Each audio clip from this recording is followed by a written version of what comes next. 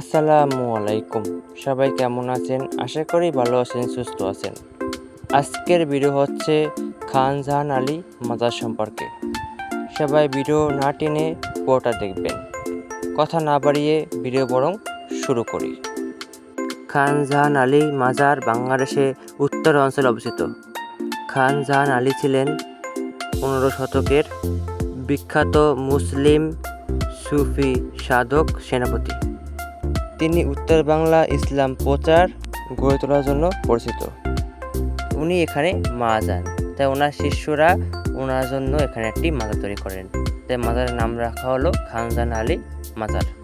এখানে মানুষ মানত করতে আসে, মনের ইচ্ছা পূরণ করতে আসে, কিন্তু আমি মনে করি এটা সব পুরোটা ভুয়া।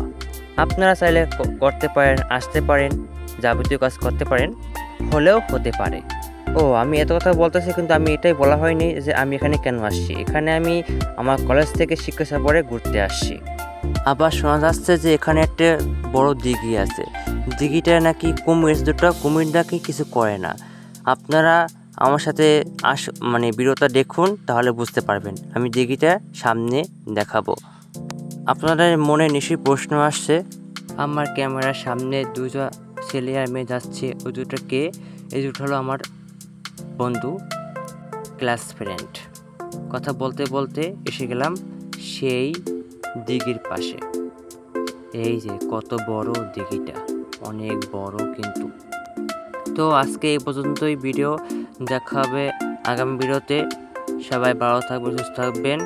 আমার ভিডিও যদি ভালো লাগে তাহলে আমার চ্যানেল সাবস্ক্রাইব করবেন। ধন্যবাদ সবাইকে।